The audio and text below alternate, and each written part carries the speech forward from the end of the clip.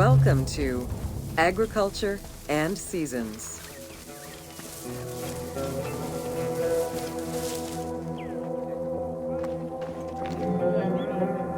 While crops were cultivated in different oases around the desert, most of the arable lands were near the Nile. Two types of cereal grain were cultivated, barley and an ancient wheat known as emmer.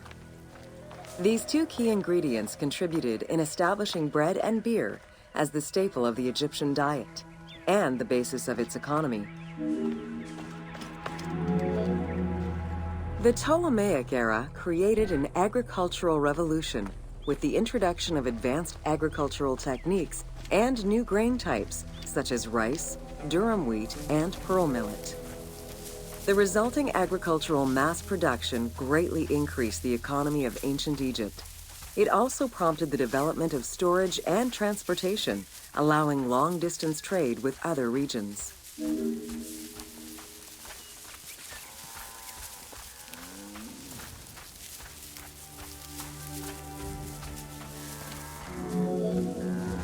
Both bread and beer rations were part of a system of barter payment. The state used those goods to pay wages for those who worked in the quarries and at the construction sites.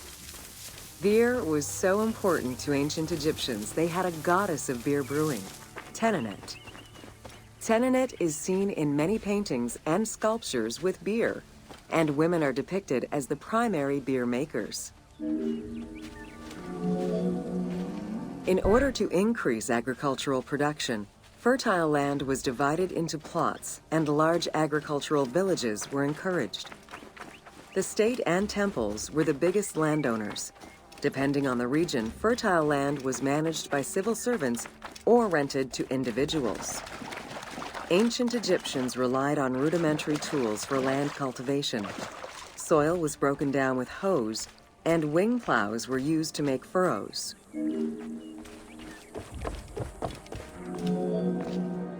The three seasons known as Akhet, Peret, and Shemu corresponded to a specific phase of the agricultural process and the river's natural changes.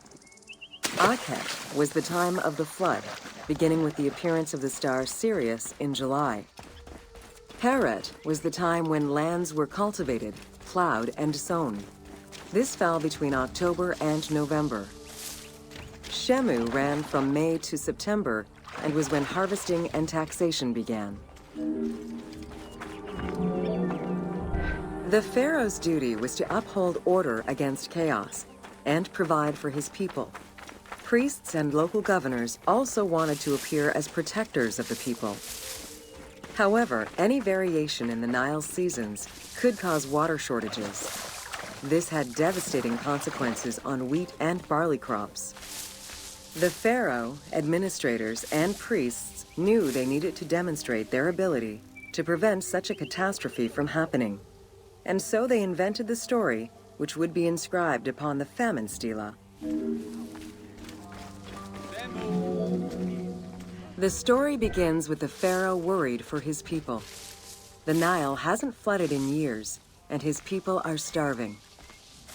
In search of the origins of the flooding, Djoser seeks out Khnum, the protector god of the region and the source of the drought. Djoser gives the god offerings and orders his priests to restore the temple of Khnum. These offerings please the god, and the floods are restored. This story was intended to highlight the importance of the deity in everyone's daily lives, while also demonstrating the crucial role that the priests and the king played in feeding and protecting the people of Egypt.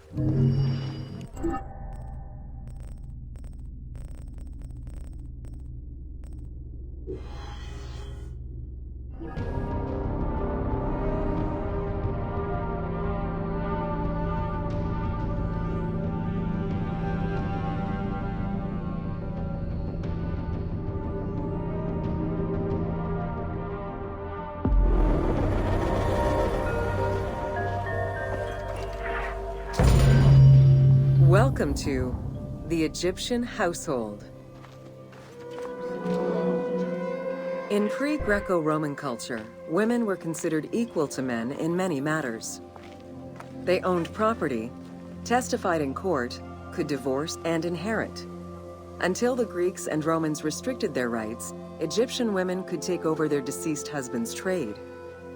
Marriage contracts included mentions of allowances and items of value brought to the marriage by the woman, which would forever belong to her.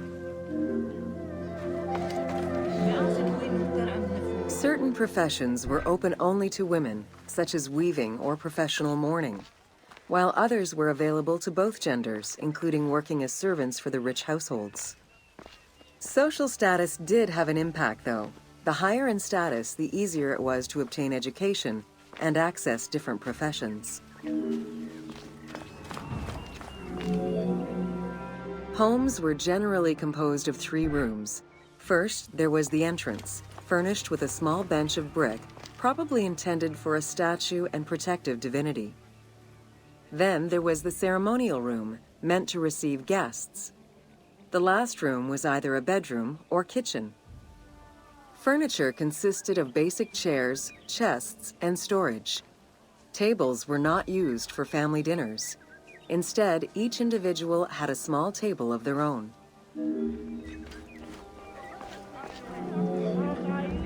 Marriages were a social contract rather than a religious construct.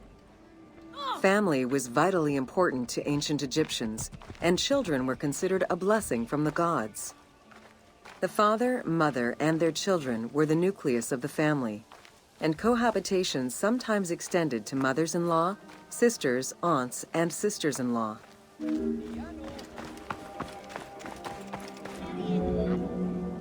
Status and wealth played a large role in the style and size of ancient Egyptian homes. Commoners' houses were built with sun-baked mud bricks. Wealthier homes were often painted in white and decorated with various motifs.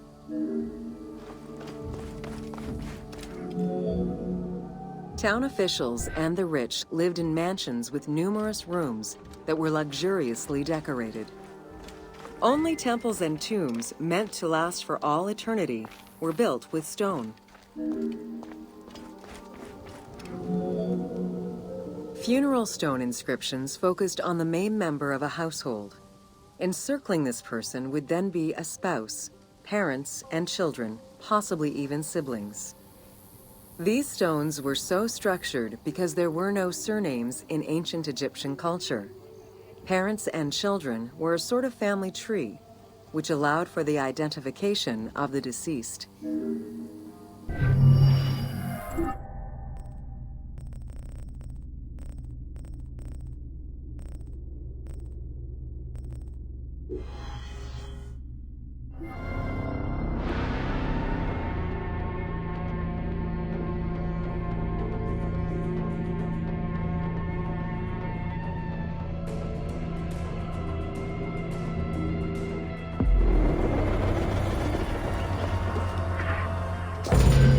Welcome to Workers and Transport. Whether workers were employed for the pyramid construction or at the quarries, the government supplied food and housing. Workers for the pyramids and royal necropolises were housed in more permanent villages, such as the famous Deir el-Medina. Quarry workers had more temporary lodgings. All skill levels were needed and utilized, from basic work hands to prepare the gypsum, to brickmakers and sand carriers, to skilled stonemasons to shape the blocks. Skilled architects and engineers were employed year-round, while support labor were often farmers who worked on the quarries or construction during the Nile's flood season.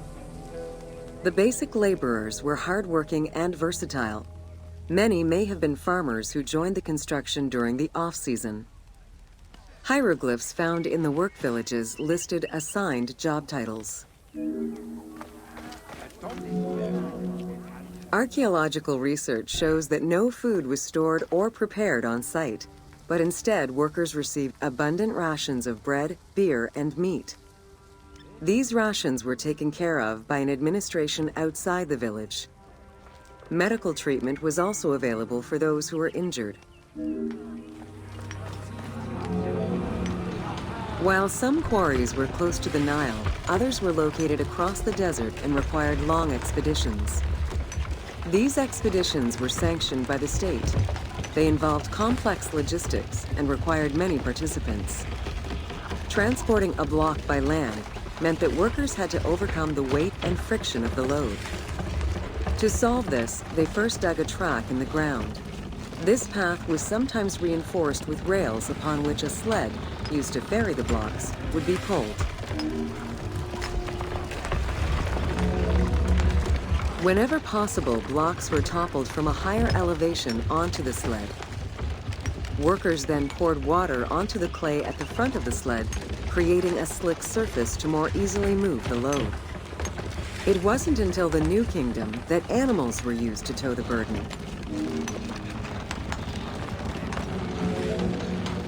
During flood season, the Nile was at its largest and deepest, which allowed the transportation of the heaviest and biggest loads. Quarries close to the river had troughs dug out to deliver the stones to the shoreline. Harbors and wharfs situated at the river's edge allowed the transfer of materials and supplies. Harbor warehouses accommodated additional stocks of stone so that they were available for the winter sailing season. The Uwadi el-Jarf papyri detail a limestone load intended for the Khufu pyramid that weighed in at 70 to 80 tons, or 30 blocks. One papyrus is a fragment from a foreman's notes taken while working on the Great Pyramid. It details the transportation of limestone blocks from the Tura quarries to the construction site of the pyramid. The other papyri are shipping logs containing archives of the sailors assigned to sail the Red Sea and the Nile. Stone cargo generally weighed 15 tons per boat, amounting to roughly 6 or 7 blocks per trip. For heavier loads such as obelisks, monolithic pillars, or gigantic statues, larger boats were used. These transports are the ones typically showcased on temple walls. River transportation was the most efficient way to ferry stone blocks between the quarry and the construction site. Blocks were transported by flotillas of several types of boats. The most detailed illustration of transport by river is a relief of Queen Hatshepsut's barge with an accompanying flotilla.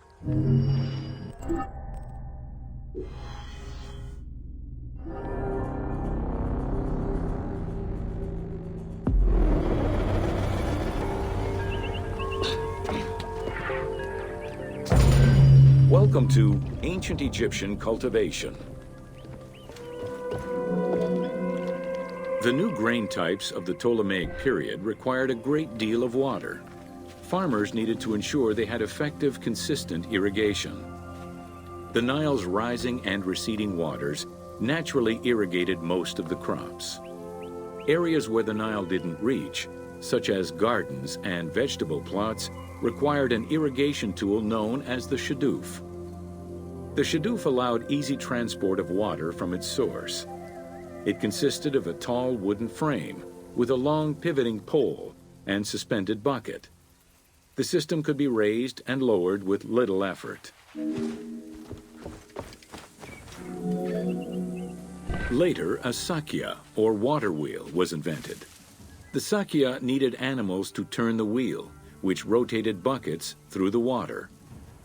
It drew the water to an elevation of 3.5 meters and enabled a great deal of control over the irrigation process. This improvement supplied larger areas and thus resulted in larger harvests.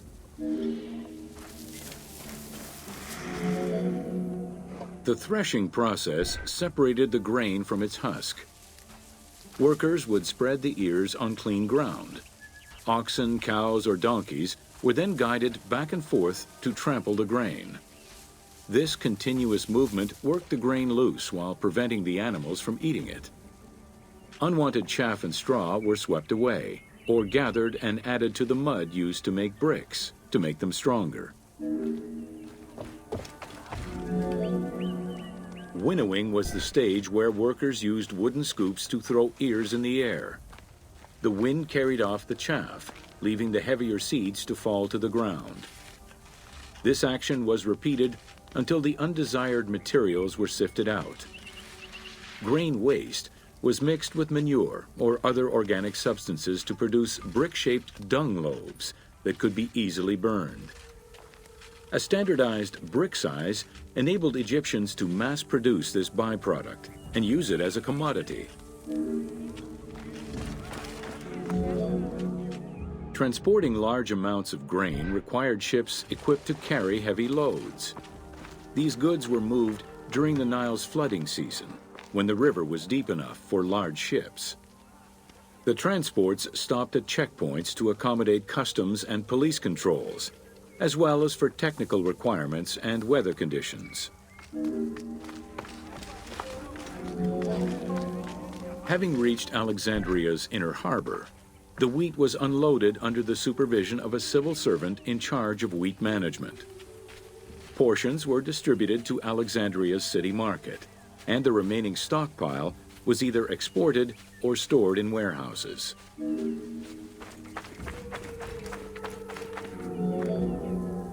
Grain storage facilities were located across all of Egypt. Temples and institutions had large silos, while individual houses had storage sheds. In some houses, arched cellars were built into the foundations. These watertight chambers were accessible from the ground floor through a trapdoor. Royal granaries acted as the storehouse and distribution centers and managed state payments to civil servants, soldiers, and the police. Though plastered on the inside, silos weren't completely sealed and so remained susceptible to mice infestations. When the grain was ready for processing, it was poured into bowls and pounded into a coarse flour. That flour was then passed through a sieve to make it of finer quality and further ground between stones. Ancient Egyptians did not stock flour. Instead, fresh grain was portioned out each time to produce flour as it was needed.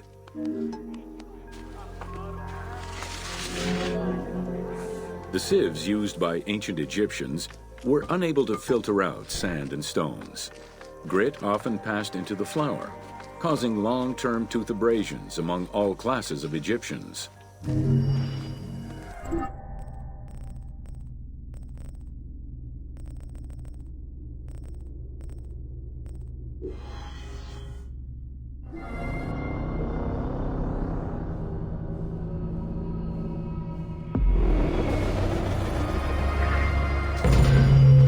Welcome to Ancient Egyptian Fashions.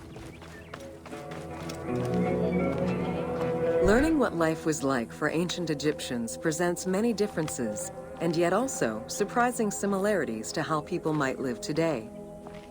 Understanding the daily lives of regular citizens so many thousands of years ago is ultimately what connects us as human beings. Jewelry was a popular item among ancient Egyptians of all social standing. Both men and women wore earrings, rings, and bracelets. Status determined how much jewelry a person wore and what it was made of. Common folk wore pearl necklaces, simple bracelets, and leather bangles. Brightly colored earthenware and glass paste were a favorite enhancement. The jewelry of the elite was made from gold, silver, and other precious stones. Because gold never lost its shine, it was considered akin to the flesh of the gods. Wide jeweled collars were a favorite. Made with rows of beads formed into patterns of animals or flowers, the soft chiming sounds they made were thought to appease the gods. Though idealized, tomb paintings are a catalog of the changing fashions of ancient Egypt from the Old to the New Kingdom. Egyptians took appearance and cleanliness very seriously and were diligent about their fashion, hair, and jewelry as well as their grooming habits. The fabric of ancient Egyptian clothing was almost entirely made from various grades of linen. Linen was commonly white, draped over the body and cinched at the waist, though some garments were sewn or tailored. Wealthy men wore long tunics, loincloths, or kilts, while poor men only wore loincloths. Women wore long dresses, with differences residing in the quality of the fabric, depending on social status. Egyptians commonly went barefoot, but could also wear sandals made from papyrus fiber or leather. Cosmetics, including concoctions to prevent body odor and bad breath, were an integral part of everyday life for Egyptians. Used by both men and women, cosmetics were used as moisturizing ointments and sun protection as much as for beautification. Red ochre, a natural clay, was the most readily available cosmetic to tint lips and cheeks. Henna was used on nails and lips, and as hair coloring. It was also favored by richer women to decorate their palms and the soles of their feet. Egyptians believed kohl had magical powers, wearing it as black eyeliner to protect their eyes from the sun and to prevent eye infections from particles in the flooded Nile River. A special green kohl, made from ground malachite, was worn for ceremonies and religious rituals.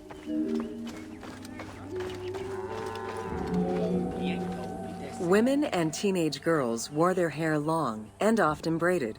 Wealthier women included carved combs or hairpins. The length of men's hair rarely dropped past the shoulders. They were mostly clean-shaven during the dynastic period, a trend began by the elite and soon adopted by the general populace. Queen Hatshepsut donned an artificial beard when she became pharaoh. Wigs were very popular, used for special occasions or to conceal gray hair or baldness. They were fastened in place with beeswax. The most expensive wigs were made from human hair and reserved for royalty. Other wigs were composed of linen, wool, or animal hair. Prepubescent children generally had their heads shaved. Young girls kept some strands intact, while young boys had a braid worn on the side.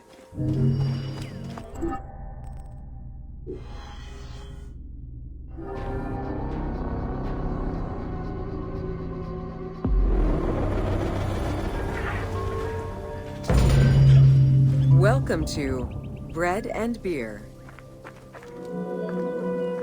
While the Mesopotamians invented beer, including using a straw to avoid the sediments and herbs, ancient Egyptians perfected the brewing method. Egyptian beer's quality was determined by alcohol strength, color, and flavor. During the Pharaonic era, beer was the most commonly used and important alcoholic beverage. The state and temples used it, along with bread, as payment to workers, and it was included on the lists of food offerings to the gods and the deceased. Beer was the popular drink of ceremonies and festivals. The Festival of Drunkenness was even dedicated to it. Considered to be quite nutritional, beer was also significant in the day-to-day lives of ancient Egyptians. Egyptian adults and children consumed beer with all of their meals, and medical texts include hundreds of remedies that contain beer. It remained the most popular alcoholic beverage until the Roman era. Recipes for beer varied over time and depended on the quality of the materials. Bakers and brewers typically worked alongside one another at the same workshop or house. Many families often produced the quantity appropriate to their own consumption, with better quality beers produced for festivals and other special occasions. The most basic recipe used malted cereal as the main ingredient. Fruits such as dates were added along with honey and spices. Once baked, bread would be crumbled into the brew to start the fermentation process. Adding grain enzymes would break down the starches, turning them into sugar and creating a thick mash. Once ready, the bread and grain mixture was compressed and then strained through a sieve with water into the mix of malt beer. Once fermented, the beer mash was transferred to large containers and again compressed by foot or with pestles. Once smooth, the beer was stored in pottery jars and sealed with a clay stopper. It probably couldn't be kept for long and likely had a thick, pasty appearance and texture. Very little was wasted. Leftover grains were reused to make sourdough bread or combined with the next batch of beer. While there are many ancient accounts for making bread, most of the knowledge known about ancient Egyptian brewing comes from an account by the alchemist Zosimus over 300 years after Cleopatra's reign. More recently, Dr. Delwyn Samuel, an archaeobotanist, has proposed alternate antique techniques to brew beer. However, experts are unable to replicate an authentic beer since not all of the techniques and ingredients used by ancient Egyptians are known yet. Food was prepared on the floor until the Middle Kingdom, when cooking benches were introduced. The introduction of durum wheat improved bread quality, meaning that the upper and middle classes ate better. The poor, however, still made do with a diet consisting of a gruel made of vegetables, softened bread, or barley. Dough was kneaded by hand or foot, and when sufficiently blended, additional items were added, such as fruits, nuts, honey, and spices. To leaven the bread, they added sourdough or leaven from beer brewing. Ovens were circular or beehive-shaped and made with clay or brick. If there was no oven at all, a bread maker used the hot sand to bake flatbread, a technique still in use by some Berbers today.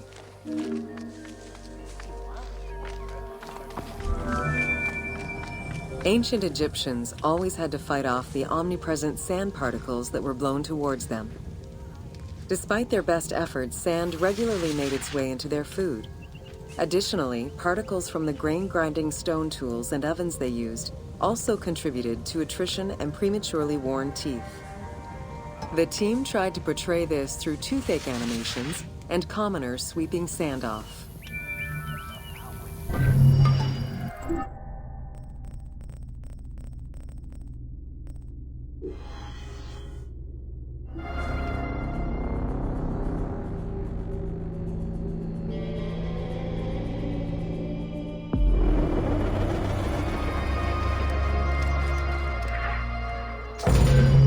Welcome to Temples and Priests. From its foundation, the city of Memphis favored worship of the god Ptah. The main temple of Ptah was known as Hutkaptah, meaning Palace of the Ka of Ptah. The name of the temple, translated into Greek as Aegyptos, would eventually evolve into the modern name Egypt. Temples were the center of religious, political, and economic life in ancient Egypt. These sacred places were viewed as the literal home of the gods and goddesses. As such, every aspect of them required care and reverence, all of which was accomplished through elaborate ritual. Located in the center of Memphis, the Temple of Ptah was the most prominent and imposing building in the city. The long walkway leading toward the temple, known as the Dromos, was guarded by rows of sphinxes. The entire sacred area was designed to keep the statue of the god protected, deep within the sacred enclosures that surrounded it. The Dromos opened into a courtyard, with the surrounding portico graced with columns carved to resemble palm trees. During special festivals, the general population was allowed to enter this location, but under no circumstances would they be allowed into the sacred spaces beyond the courtyard. The Memphis Alabaster Sphinx was discovered in 1912, almost completely buried in water and sand. 8 meters in height and weighing in at roughly 90 tons, it is still mounted on its original pedestal. Though it is called the Alabaster Sphinx, it was in fact carved from common calcite rock, which is similar in appearance and texture to alabaster. Erosion has destroyed the original engravings, making it difficult to determine when it was created. Egyptologists believe that its facial likeness resembles Amenhotep II, and so it could have been sculpted somewhere between 1700 and 1400 BCE. It is believed that this monument once stood outside of the Temple of Ptah and was integrated into subsequent extensions to the complex. The size of the imposing sculpture reflects the importance it had to the temple during the New Kingdom. This Sphinx is one of the few remaining artifacts from the ruins of Memphis to survive.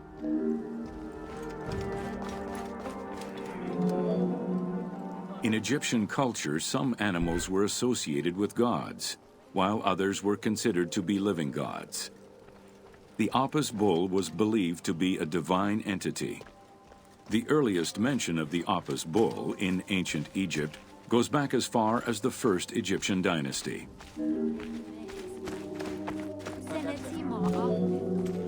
Originally the symbol of fertility, the Apis bull was linked to the god Ra, with the image of the sun carried between its horns. Later it was associated with Osiris, the ruler of the underworld, thus becoming the funerary divinity Osiropis.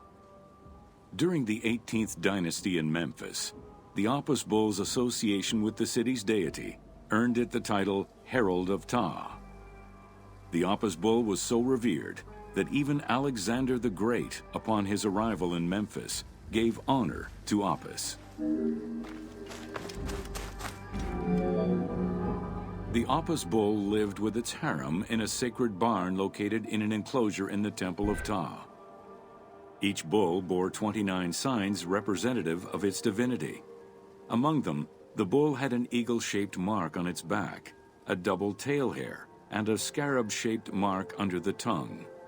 The signs were intended to correspond with the lunar cycle. After its death, Egyptians would search for its reincarnated form among the livestock.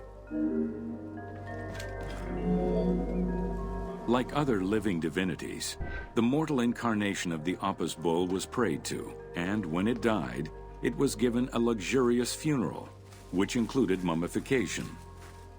Until the reign of Ramses II, the Apis bulls were buried in individual graves in Saqqara. During the 26th dynasty, the bodies of the bulls were buried in enormous stone vats in the underground corridors of the Serapeum of Memphis.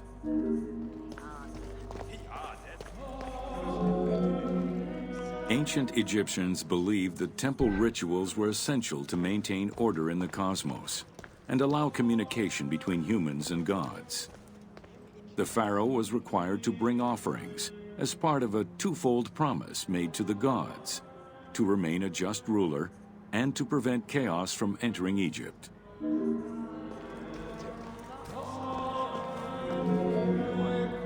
Details of the ceremonies found on temple walls provide a thorough overview of the stages of the daily ritual. Performed 3 times a day to mirror human mealtimes, each step of the highly symbolic ceremony was accompanied by specific recitations, many of which referred to mythical events. The high priest would first awaken the sleeping god with a chant. Then the seals of the shrine's doors were broken and the bolts drawn back. The act of swinging open the doors was a symbolic gesture where sight was granted to the deity. The priest would then bow and kiss the ground. The god was then washed with incense-infused water and its mouth rinsed with mineral salts.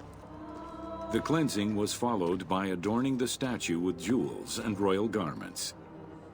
The final ritual required the priest to sweep away any footprints in order to prevent evil from approaching the god. Heredity was the primary source of new recruits.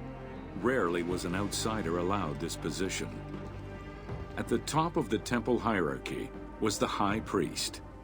Each temple dedicated to a god had at least one high priest devoted to its care and service. During the Ptolemaic dynasty, one family held the position of high priest in Memphis for almost 300 years. High priest candidates made their way up the ranks of the temple hierarchy. The one chosen to occupy the lofty position of high priest was usually confirmed by the pharaoh. Several of the high priests were also important officials in the government. Families sharing the highest priesthood titles tended to make many alliances, thereby gaining more land and wealth. Shifting balances of power sometimes resulted in more or less open conflicts between the priesthood and the pharaohs. In the 21st dynasty, Thebes became the capital of an almost entirely theocratic government. The city was headed by king priests who spoke and governed in the name of the god Amun, in open opposition to the ruling pharaohs. These king priests caused a massive decentralization of power, known as the Third Intermediate Period.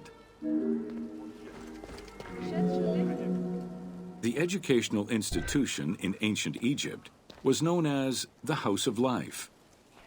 Attended by the offspring of the elite and the clergy, it was a place tailored to the social status of its attendees.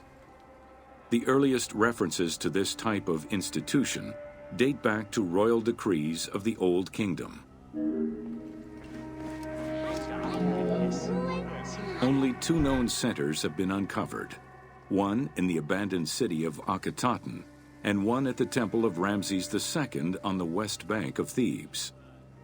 Inscriptions uncovered in those locations mention the names and titles of people who were connected with the House of Life, such as a chief physician and many scribes.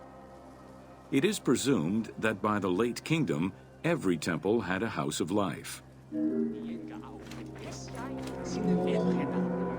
The House of Life offered training for the elite, destined for occupations such as astronomers, doctors, veterinarians, diplomats, architects, translators, or theologians. Some institutions focused on specific disciplines, making them a central hub for the country.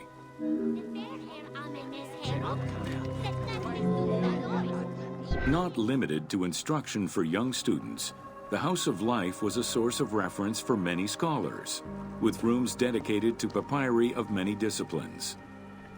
Because papyri were preserved there, the Greco-Romans referred to the House of Life as a library.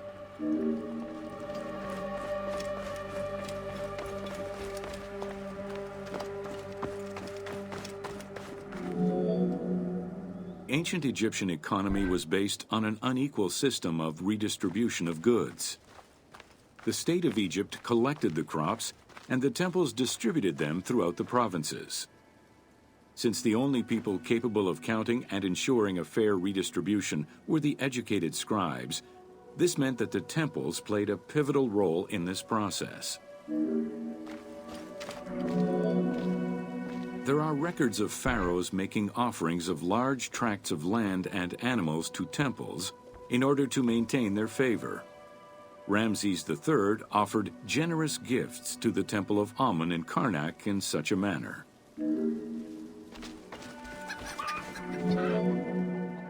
Palaces, warehouses, and granaries were built inside the temple compound to better control the redistribution of goods.